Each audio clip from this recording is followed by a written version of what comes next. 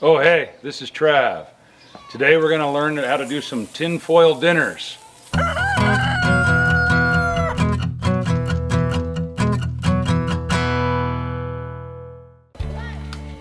We're at a family reunion, so we've got all the great sounds in the background. The kids playing, people visiting, we're having a great time. First and foremost, when you're making tinfoil dinners, I would advise to buy some heavy-duty foil. We're going to be cooking in briquettes today, but you can also cook on the coals, or if you're at home, you can even cook them in your oven. So when I make tinfoil dinners, I almost always use 2 layers of tinfoil like this. If it's a small tinfoil dinner, you can use 1 piece and just fold it up around itself, but I find it easier to have 2 pieces facing inward, shiny side inside. I always cook with the shiny side in. I really don't know if it makes a difference, but I feel like it helps reflect the heat and cook your meal better.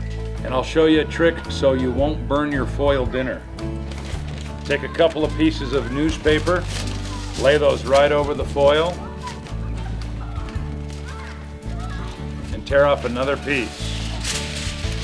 Get it about the same length.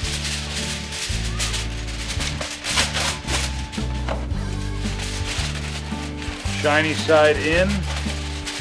Newspapers, when you're cooking in wood coals from wood such as pallets where it has nails or something sharp, or you've got overeager kids with sticks poking into the fire.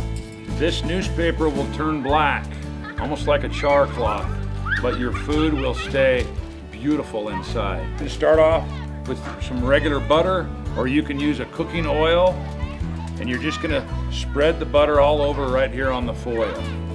And leave a big chunk, you can cut it up. This butter's right out of the cooler, so it's kind of hard, but doesn't matter. Now, I've got my foil laid out. I'm gonna open up. We're gonna use ground beef today. You can use chicken, venison, pronghorn, doesn't matter. You don't even have to use meat. If that's what you prefer is just a vegetable tinfoil dinner, go for it. I like to put in squash, onions, potatoes, carrots. So here we go, foil's laid out. Reach over and grab you some beef burger. You can make it into a patty. You can just sprinkle it around in chunks. The whole goal for me is to be able to eat this tinfoil dinner with nothing more than a fork. I don't want to have to use a knife to cut the food in my tinfoil dinner. So I load this thing up with some beef like this. Then I'm gonna lay on top of here sliced potatoes, carrots, chunks of onion, and then we're gonna dump a clump of this dough, just this thick in water, into your foil dinner, just like that. And that's gonna cook it with delicious bread. And I put that right on top of the Bisquick to keep it from sticking to the top layer of the foil. And we'll show you how that looks when it comes out.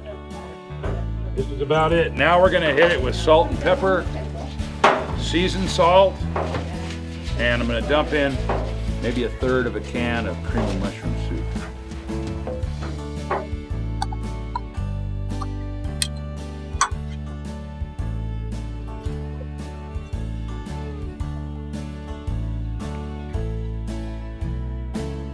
Okay. One of the keys to making a good tinfoil dinner is a nice tight seal on your foil. So I'm going to bring this up to the top, push these together, and then make a nice fold as many times as you need to bring it down right on top of your food. Just like that.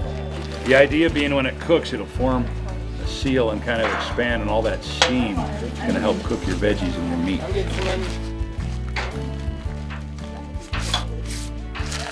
Got an excess of paper on here. I think I'll tear that off. The newspaper trick might actually be better with standard aluminum foil. This is the heavy duty stuff, and that's a monster. But that thing is ready to go in the coals. So the question is always, how long do I cook my foil dinner? When do I know it's done? Well, every single dinner, if you look at this pile, they're all different shapes and sizes. Some are more, oblong and tubes and rolled, and that one's kind of, anyways. Bottom line is, my Tongan friend Tavita, if you watch the episode of How to Cook a Pig in the Pit, Tavita taught me this. He says in Tonga, when they're cooking in an umu in the ground, take the lid off. If not done, put lid back on. And so that's what we're doing here. You open up your foil dinner. If it's not done, fold it back up and put it back on the coals. And it's simple. So I would estimate about 15 minutes aside. These coals are incredibly hot. If you're cooking at home, you may have to cook it a little longer if it's in the oven at 425 or 450. But when you're out camping, it'll never taste better than this when you're in the outdoors. Okay, here's the tinfoil dinner that I made for the episode. With the foil and the newspaper, we're gonna do the unboxing. For me, the test if it's done is carrots and potatoes. If they're tender, your meal is ready.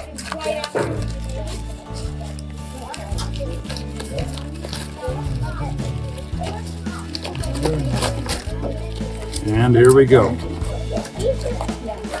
Boy, that's hot. Oh, look at that. It looks great. Look at that bread. So well done. The carrots and the potatoes, very soft. Yeah. That's great. And the beef is buried underneath there. Look at that. It looks very, very good. Now we can hit that with some seasoned salt. If you want, throw another piece of butter right on top of that bread and enjoy your meal. Thanks for watching. Glad you joined us today on this episode of Outdoors with Trav. Have a great one.